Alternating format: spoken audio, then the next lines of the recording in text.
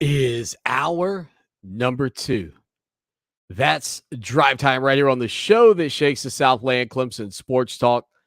Lawton Swan with you on a Tuesday afternoon. Hoping to get caught up with our buddy Mike. You've sent him the information to join us with the back end of the program looming. Going to make sure that we do get the tapes rolling. Double O chimes in and says, well, I guess you don't want me to participate in the program. So I'll sit on the bench today, coach. Put me in, coach. I'm ready to play today. 803-450-0086 is the way you can be a part of the program. That is a text line and a phone line.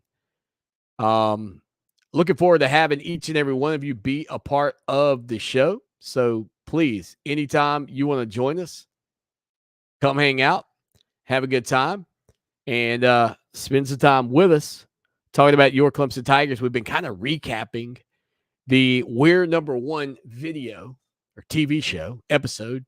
Clemson just coming off of the practice fields just a few moments ago. So we'll see if we can give you some updates out of there as well here on the program today as they get closer and closer to the kickoff of the college football season. Billy chimes in and says, Swanny, I have one of those clocks. I asked Billy, I want to know, well, what happened to it? That's past tense, Billy. How'd you lose it? Ann chimes in the program and says the whole team gave their all. No one gave them a chance. Remember how all felt sorry for them. Not sorry for these guys.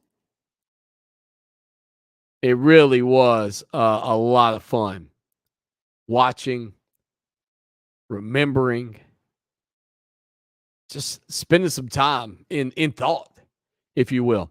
And, I've been kind of reflecting on a lot of things lately because I'm in the midst of that book by John Feinstein, The Legends Club, that I brought up. And, we just kind of crossed over in that book the point where Jim Valvano at NC State and Mike Krzyzewski were building their relationship. And Valvano's in the hospital, and Krzyzewski walks across the campus because Valvano was at Duke's, at the hospital there at Duke, and he walks across the campus every day. Instead of driving, he would walk across, he said, because he wanted to have time to think about his conversations, wanted to have time to reflect on the conversations afterwards, and getting a chance to spend those moments together between those two titans of college basketball in the Atlantic Coast Conference and, of course, Dean Smith, all intertwined during the 80s and 90s in the ACC in one way or another. And so I think, just kind of hearing that, getting some of the nostalgia from that, all of it kind of brings me full circle back to these moments and memories from the 81 national championship at Clemson.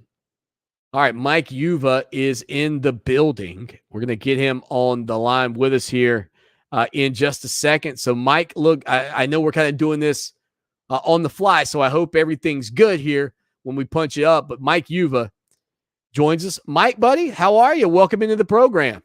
How we doing, Swanny? Boy, you sound great. You sound like $1,000,000. You look even better, though. I appreciate it. I don't even know my schedule really at this point, but when you're the utility guy, you'll have days off like Sunday, work Monday, then off today. So I'm glad I can join you today from the comforts of my living room on an off day. Okay, so you are in Columbia. I'm in Boston. I say my living room, my Boston residency for right now. Okay. For the next couple months. Right. Your summer home. My summer home. Mike Yuva joining us here, GamecockCentral.com. Mike, I know you probably did not get a chance to watch the documentary We're Number One, the story of 1981 Clemson. I would tell you throw it on your DVR, though, and catch it if you can. Because what I was saying is, and I think Gamecock fans peeking over the fence and hanging out with us can appreciate this, right? When Clemson's making that run up to their first national title, it seems like to some people on the outside, especially, it's an unachievable goal. And then when it happens, every year after, it was like, well, when you going to get back? When you going to get back? And for Gamecock fans, like that's the ultimate goal. Like that ride that Clemson fans went on in 1981 is something that Gamecock fans hope that they can at some point go on. But when you have that, you're a Patriots guy. You remember the Patriots' first Super Bowl. I mean, what is that like in your mind? Not just as somebody that covers the Gamecocks, but just as a fan in general. I mean, shoot, anytime you're able to get that first one, it's just special, right? I think more so, I think with the Red Sox than anything else, right? Because like they just suffered so long. I don't know if that's the exact same for Clemson. Maybe some Clemson fans feel that way, that they were suffering all those years before being able to get that first title. But I think it's special because I've seen, I've seen the Red Sox break a curse of 86 years. I've seen the Patriots win their first championship of 6 now. I think being able to get that first one though, and granted, if I was the age I am now in comparison to when I watched it when I was younger, I think I would have had a greater appreciation for it.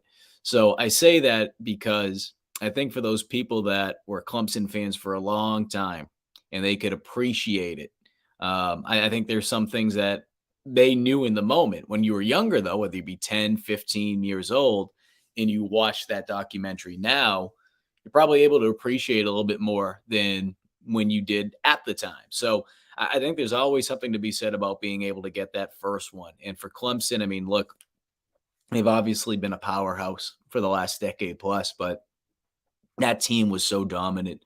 That Yeah. team was so dominant. The talent that was on that team, the NFL talent they were able to produce.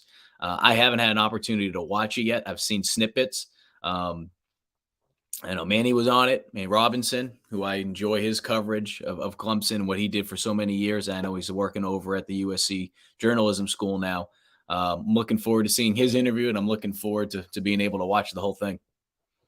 Yeah, and the other thing too that it took me back to, and I think we kind of forget this because we're in an era where every game's on television. And yeah, Yep. Munson and Todd Ellis, are on the call every week for these games. But when they're showing the highlights and they've accompanied it with the radio voice that you grew up with, I Mm-hmm. mean, anytime they played Jim Phillips, legendary voice of the Clemson Tigers, I got chill bumps on my arm just hearing because it put me in my front yard, right? I had my jersey on, I'm playing and I'm imitating everything that I'm hearing. And so those voices that we grew up with also are such an influence on sports fans. And I love when documentaries do that. I mean, being back here in Boston, I mean, there's so many great play-by-play guys and color commentators that I grew up listening to and just hearing them. Some of them obviously aren't here with us anymore. And then some of us, Don or Sil, Nesson lost him or decided to leave. I'm a little upset about that. I don't want to talk about Don or Sil. Baseball fans out there still wish the Red Sox had him. But point being is this, though, it brings back memories, right? Regardless of your age, it brings you back to that moment. So that's awesome. No, I think it's great that they're doing something like that. And it's neat too. Look, SEC fans have been able to enjoy the SEC network and what they've been able to do in about a decade's worth, right? I know the ACC network still new. I know some people can't even get the ACC network right now. But if you are able to get it, I mean, holy cow. I mean, there's just so much history. I mean, it's a special basketball conference, of course, but from a football standpoint too, especially the original teams that were in the ACC or original or as close to it, right? I mean, I know there's some teams that came in from the Big East, but I'm talking about the teams that have been in the ACC for quite some time. Mike Uva joining us here. He's on Twitter at Mike_UVA. So, Mike, there's been some conversations in the SEC about moving to a 9-game conference schedule. I mean, what do you hear on that front? And also, how is that being sort of embraced in Gamecock Nation at this point? I think it was expected, or at least we expect it to happen, just because naturally when you look at what the league's going to be, when you talk about all these super conferences that we've been talking about ad nauseum over the last couple months, Swanny, I mean, shoot, all off season for the most part, whether it be the SEC or any conference for that matter, I think it's inevitable. And a large part of it has to do with the fact that TV deals are really the big thing about all this, right? You want to talk about being able to brand your conference. You want to be able to promote your conference. And I think that's why we've talked about before, what could this do Yeah. down the road if these super conferences continue to expand? Because at some point, these conferences are going to be like, hey, look, we have to look out for ourselves. And if that happens, do you lose a rivalry like South Carolina and Clemson? Do you lose some of these out of conference rivalries? So I think I don't I don't want to go as far to say it's inevitable, but I feel like we're heading in that direction just because, like I said, at some point, if you're going to have these super conferences, why are you going to go out there and go play another conference? I mean, for the sake of college football, for the sake of fans, for the sake of media, yeah, we absolutely love it. But we all know at the end of the day, money makes the world go around, and TV deals are essentially what makes college football happen now. So I I don't know what this means for that. I think it's great for the conferences. I think that some of these cupcake games that we get, I think that's something to me more than anything, and especially being up here covering the Patriots for the last 2 weeks. I would love, I would love not to get too sidetracked. I would love if we could see some of these joint practices with in-state teams, maybe for a day or two, right? Like a Furman and Clemson, or South Carolina and Coastal, whatever the case may be. I know Coastal obviously moved up, so maybe like Charleston Southern. But I bring that up because then you're still able to have that. You're still able to take care of your own in-state. But I feel like we're going to lose out of conference games. We're going to lose some of those FCS matchups, which I hate to say it. I'm okay with. I'd rather keep that Clemson South Carolina rivalry, but I'm very worried about where with this going on. I'm afraid about the direction it could have moving forward. Well, and you're a small college football guy, so I mean, so from that standpoint, yeah, from the Power Five, I think we all get it, but how do those smaller schools stay alive without those games and those smaller programs? I mean, I don't know what their budgets look like, but I've got to imagine without the big games, some of these schools start folding up their football programs. Well, and I'm not speaking specifically about Assumption. I'm just speaking about Division II schools, even some of the lower FCS. I mean, you could even say some of the higher FCS. The problem is, as we all know, I mean, you could go up to FBS, for crying out loud. Football is what generates the most money Right. for a lot of these colleges, trickling down to D2. Baseball loses money. Basketball, depending on what level you are, they're losing money. So I say all that because even with football, if you're a lower FCS school, if you're a Division II school like Assumption, I can't imagine how much money is really being generated though. To be able to, when you're looking at the green and red, right? The pluses and the minuses, I don't know how much they're really making out. I mean, I could tell you at a school like Assumption, I'm just using this for example because I know it happens in FCS as well. Holy Cross, FCS, Patriot League school, they do this. Teams are Right. doing fundraisers. Teams are doing, I mean, Swanny, you probably remember some of the high schools would do it. You would pay like $20 for like a ticket, and maybe like for the whole month, right? They'd have a different drawing, like you go into Bernie's Chicken or whatever the heck it is, right? If you get Right. pulled on like August 20th. So I say all that because some of these smaller colleges, this has just been their reality for a long period of time.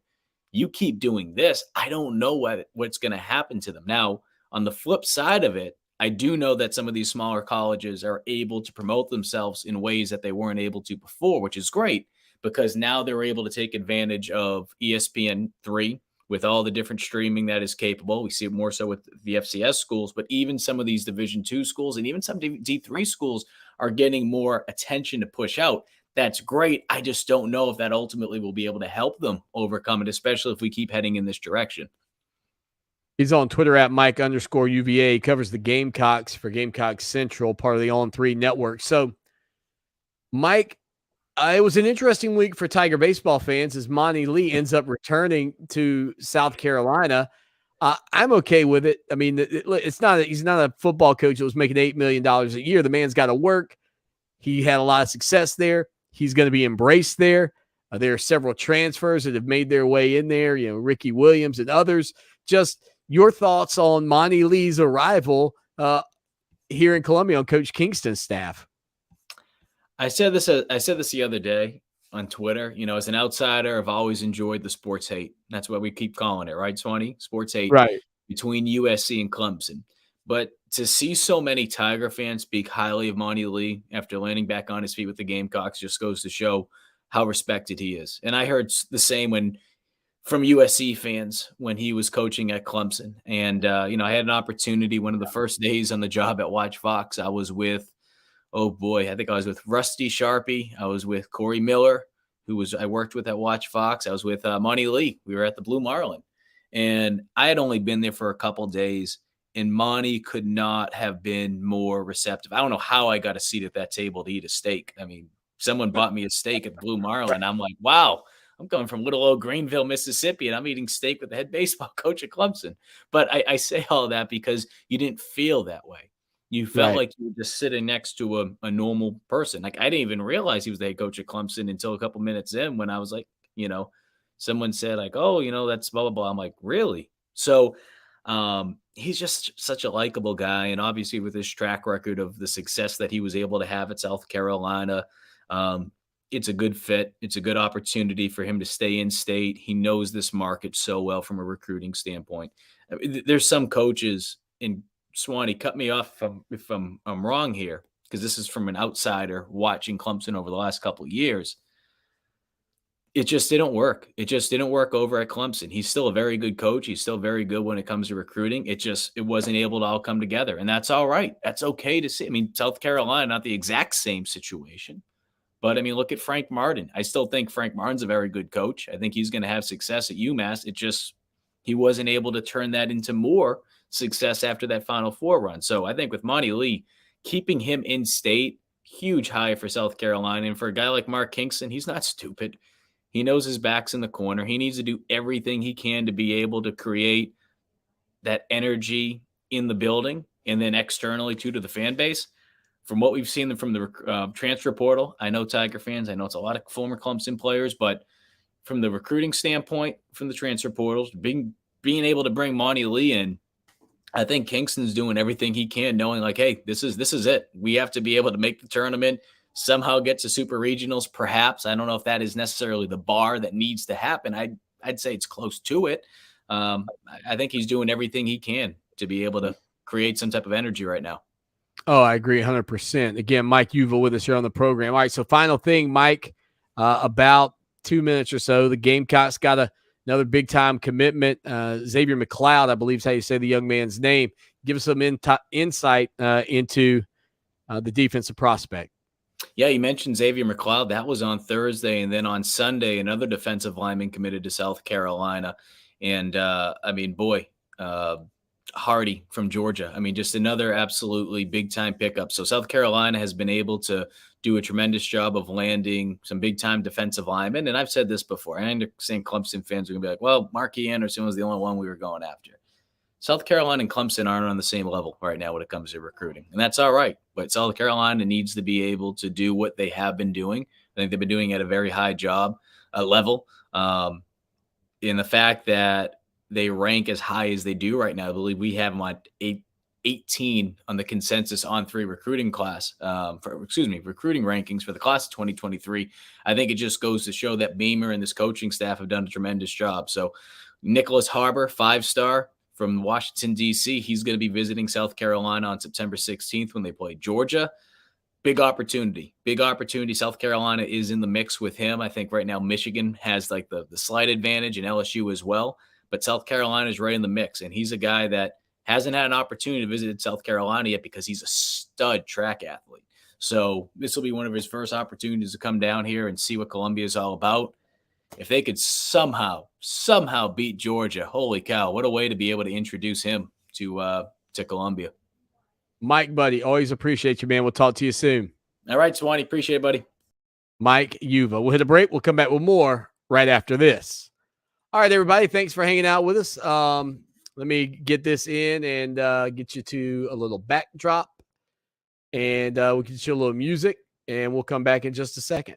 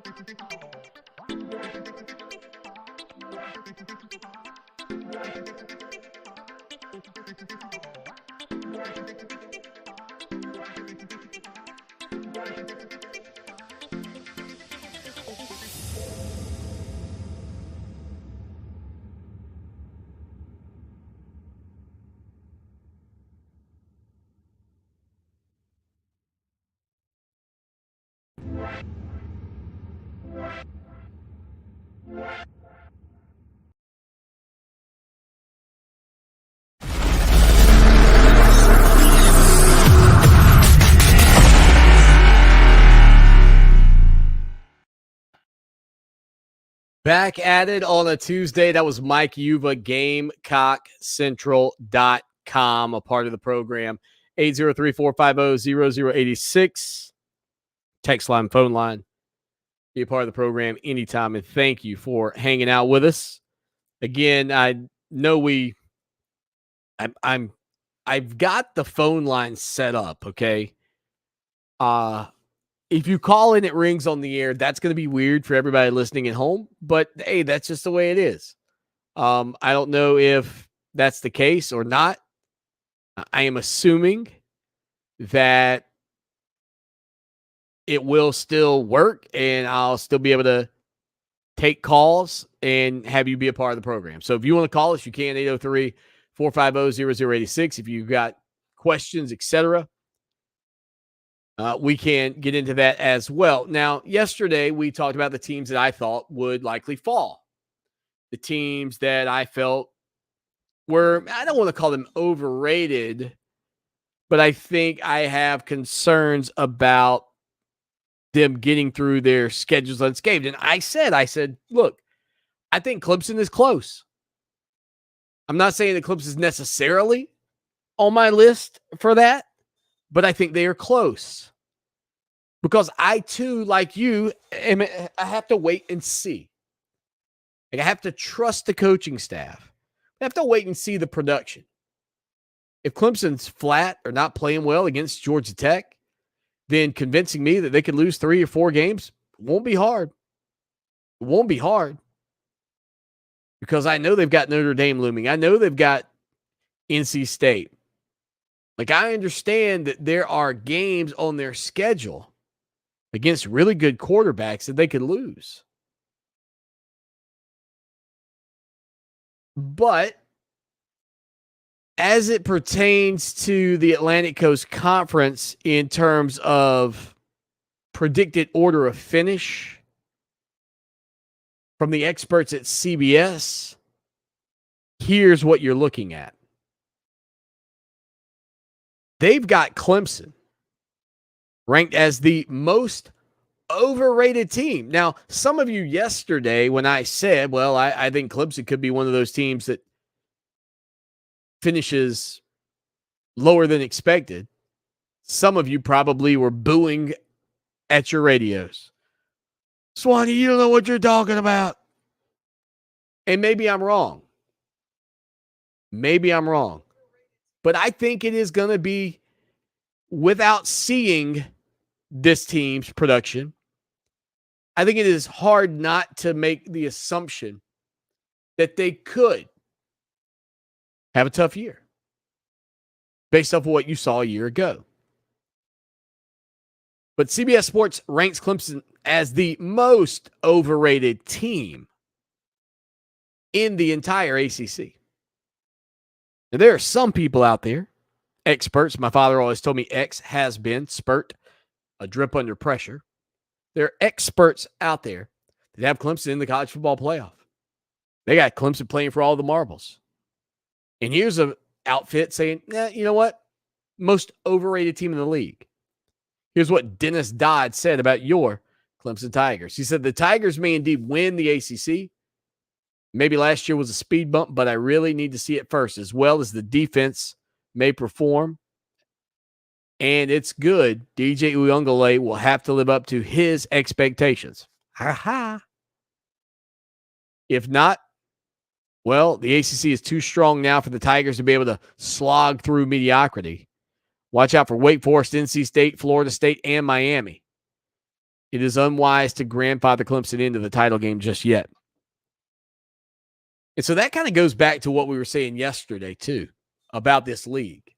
Like, there is a belief out there because of the quarterbacks in the league that it's one of the best divisions, the Atlantic, and maybe when you talk about quarterback play, the best conference in all of college football. And again, I don't deny that there's a possibility that that is the case. Do I think Dennis Dodd is reaching a little to put Clemson as the most overrated team? I think possibly. Because I think what most people are falling on is that DJ hurdle that I mentioned earlier. And I don't blame you. But I think there's more to DJ than what you saw a season ago. 803-450-0086. Text line and phone line. I will say this. Barrett Sallee did say Clemson, in his opinion, was his most underrated team. So really, I guess it was technically just Dennis Dodd. But Barrett Sallee said this, and it's kind of the flip side. He said, I get it. DJ Uiagalelei did not live up to the expectations, and last year's 10-win season was a down year. This is a much different setting, though. DJU has rededicated himself, gotten in shape, and knows that Cade Klubnik is there should he stumble. There's a healthy quarterback situation, not a shaky one. When you combine it with the best defensive front four in the country and one of the best running backs in the nation in Will Shipley, you have a recipe for for national success, not just Atlantic Coast Conference dominance. And now, even though he picked your Tigers to be overrated, Dennis Dodd still picked Clemson to win the league. Tom Fornelli picks Clemson over NC State. Chip Patterson takes your Tigers. Barrett Sallee, Clemson. Shahan Jaraja takes Clemson. David Cobb takes Clemson. Jerry Palm takes Clemson. Out of the Atlantic, 6 out of the 7 guys chose Miami, with 1, David Cobb, taking Pitt to win the ACC. 803-450-0086. So the Atlantic Coast Conference champion, according to CBS, even though Dennis Dodd thinks they're a little bit overrated, is still your Clemson Tigers. Bill's got a question for us in the forums. Bill, we'll get to that in just a second, but we do have to hit a quick break, and we'll bounce back with more Clemson Sports Talk Live on Facebook, YouTube, and Twitter, and of course heard around the world on Fox Sports Radio 1400 on the iHeart Radio app. With a quick break, we'll come back with more right after this. All right. Thank you, everybody. Hit that share button. Go post it in the Clemson. Go post it in one of those groups on Facebook. Let's send it over there and have a good time. All right. This will take me, let me see, just a second. Peek behind the curtain. John was like, Swanny, how do you do this? Are you cutting up the segments and putting them in the system? Exactly how I'm doing it, John. Exactly how I'm doing it. All right, so I'm going to just punch over quickly to a break. Short one, very short, and then I'll be right back.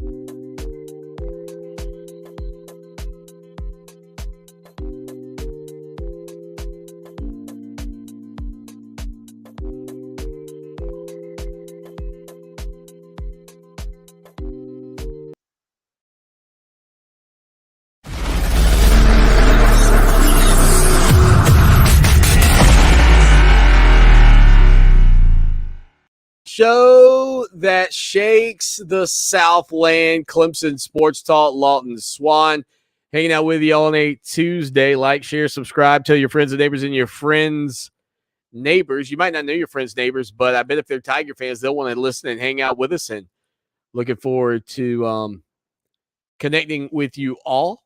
Thank you so much for sharing the show. Thank you for being a part of the show. I even saw we had some people subscribe to the website during the show. I don't have like a ka-ching, ka-ching, thank you or whatever you want to say, whatever that sound would be that lets me know somebody subscribed. Like sometimes you're watching the shows on YouTube and it'll make like a little sound when somebody subscribes. I don't have all that. I don't have those fancy bells and whistles. But if you want to subscribe, we'd love to have you. $1 for 3 months. After that, $63.17. You help keep literally keep the lights on behind us here on the show that shakes the Southland and help keep us rocking and rolling. But we also can't do it without our wonderful sponsors like Lexington Medical Center. You see it on the screen. Kaufman's Meeting Place. Kaufman's.com. Go check out their selection and so many others. Great Southern Homes. I mean, top to bottom, Ferry Chevrolet Cadillac. I've got so many, supporters when it comes down to businesses, and I need you to go support them as well. The Hobbs Group, Mosquito Joe. I mean, it's been a blessing to me because I think a lot of times people would say, well, so how often do your sponsors change? Not often. Most of these businesses have been with me from the get-go. So when you hear the commercials during the show on air, man, go out and support them because they certainly take care of us. And if you want to also back us, you can join us over on our website and help us grow and share our content and our work. And again, a great article up right now on Kate Klubnik, plus a lengthy interview with Coach Mike Reed, assistant head coach, and does special teams and also defensive backs. And boy, he is a great defensive backs coach. Text line, phone line, always available, 803-450-0086. If you want to test it out, you can. Give us a call. Because I think it's going to ring and work and do all that, but I'm not sure because there's a message on my screen that says it may prevent calls. But hey, let's try it. If you want to call, you can. All right, let's see. Questions. We got one here from Bill. And if you're stopping by or you're scrolling by, come on in. Ask us your questions about Clemson. Give us your thoughts on the Tigers. We'll share them. We'll read them. We'll celebrate them. Bill says, Swanny, what do you think Clemson's record will be this year, assuming the injury bug doesn't bite us too hard? Bill, this one's pretty easy for me. I think that Clemson's an 11-1 type ball club. And I think that the most likely loss comes against Notre Dame on the road. I think they are more than talented enough to be 12-0.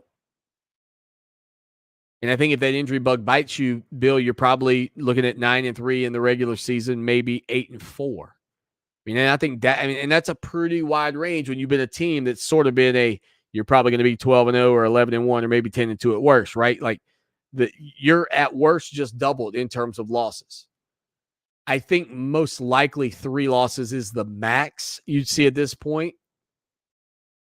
But really, who's to say? And you can't determine that injury bug deal. So if it's an injury bug and they're 8-4, Bill, and you roll up in here and you yell at me about it, Swanny, how could you have been so wrong? I'd say, man, I really wasn't, Bill. It's just, when injuries take place, you never know.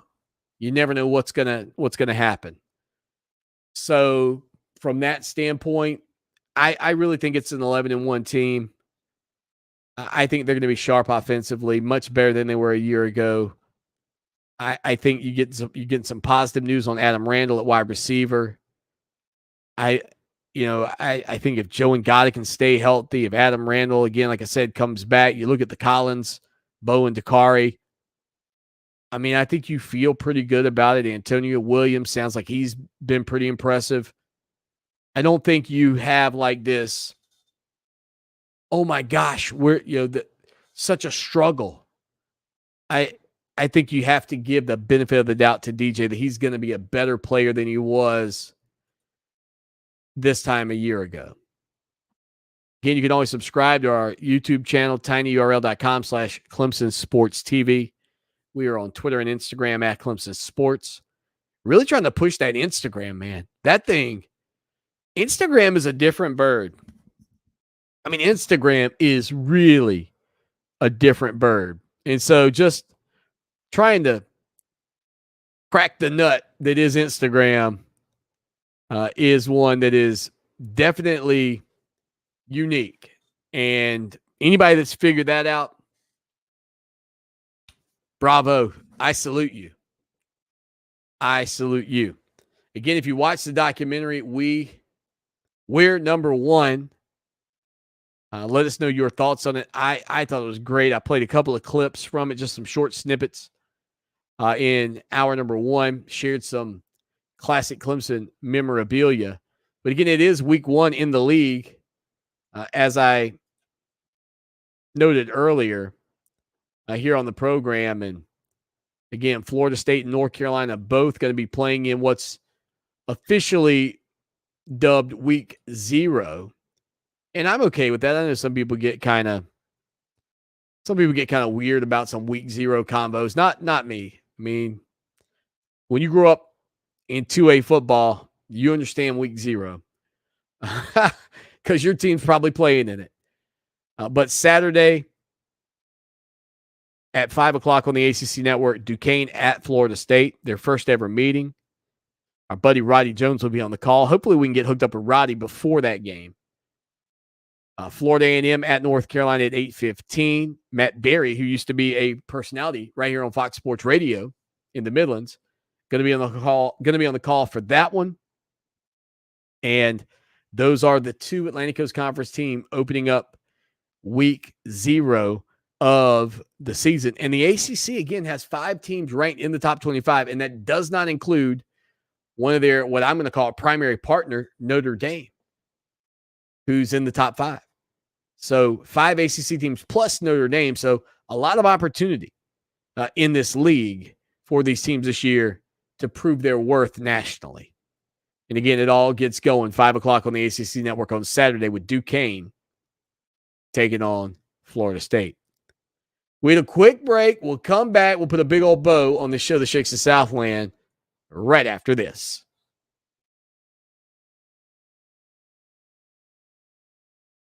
All right, Tiger Nation, what's up with you? How's everybody doing? Save that. Okay.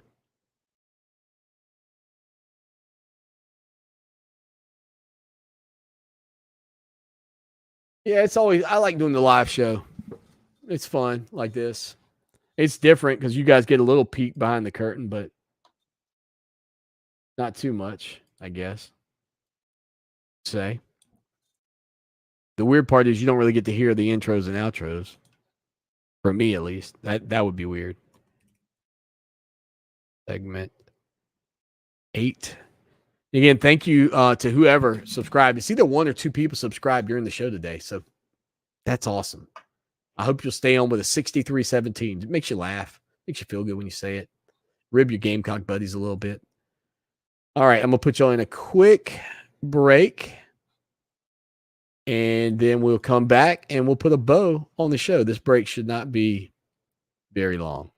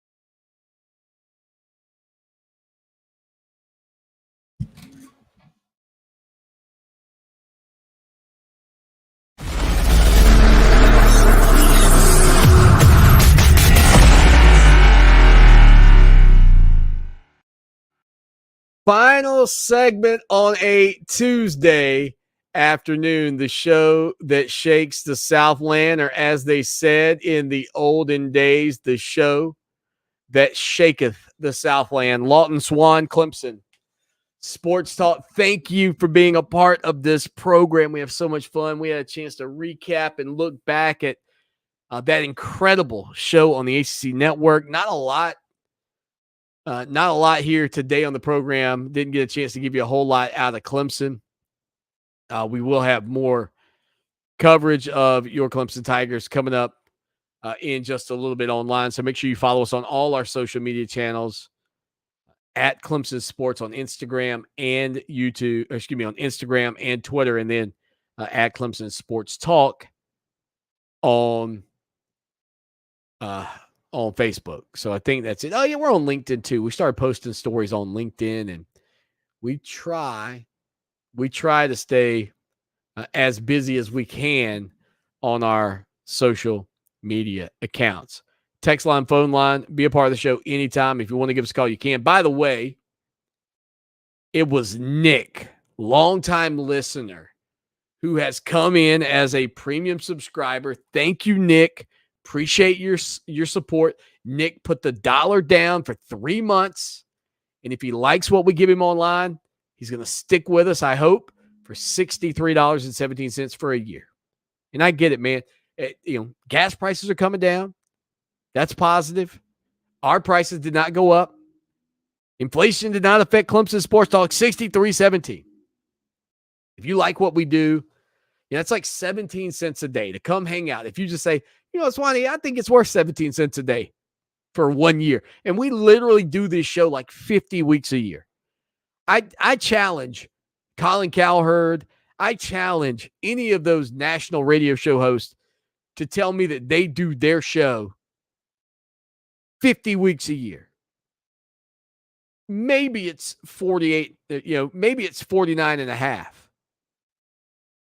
But we tend to only take off the week of Christmas, the week of 4th of July, and then if there's a week somewhere along the way where there's a day off or whatever. Matter of fact, I gotta find out if we're off on Labor Day. The night of Clemson's matchup with Georgia Tech. I honestly have no idea. I haven't heard the word. I kind of hope we are. And you'll say, "What? But you're our lead-in, Swanny." Yeah, I get that. But my plan is to be in Atlanta for that game. So I better get in touch with Christopher Thompson to find out what the plan is on that front. We've also got some incredible stories coming. Sat down with an exclusive with Peter Woods, Clemson commit. You're going to love that for our premium subscribers. So that $1 will go a long way to get you rolling those first 3 months. And again, looking forward to the kickoff of the college football season for your Clemson Tigers. All right, let me see if there's any other news and notes or comments or texts, anything to get here for the good of the people. Nick Saban got a raise. I saw Nick Saban has made since he took over at Alabama. I saw a graphic that said like $101 million or something like that. $21,000 a day since he's been the head coach. $21,000 a day. So let me see. So how many to make $21,000 a day, right? So if it's 365 days in a year, and our cost is for the website is $63.17, right?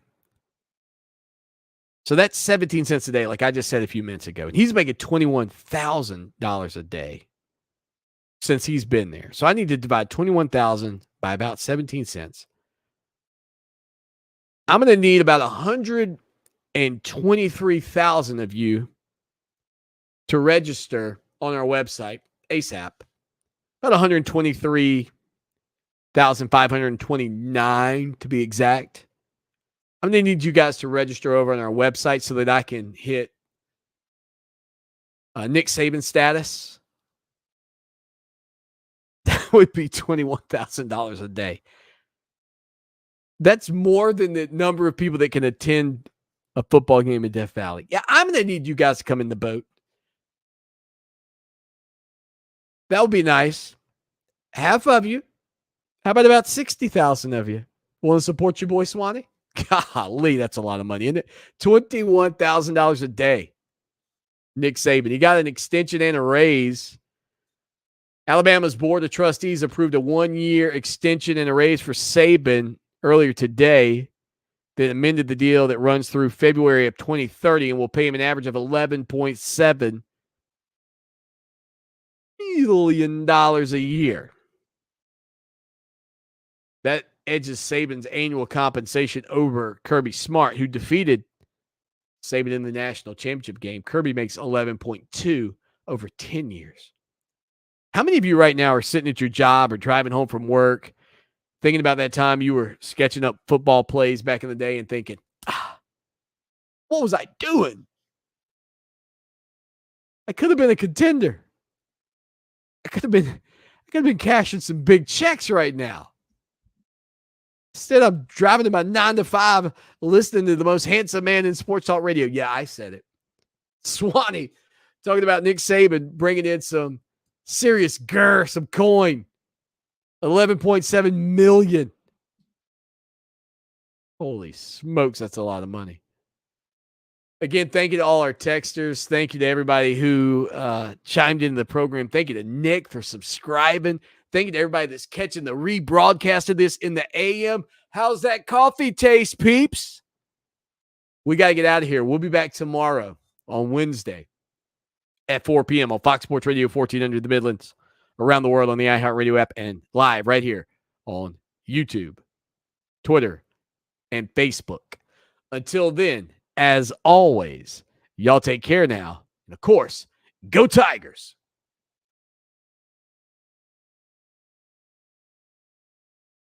Got to put the stamp on it. It just feels better when I put the stamp on it.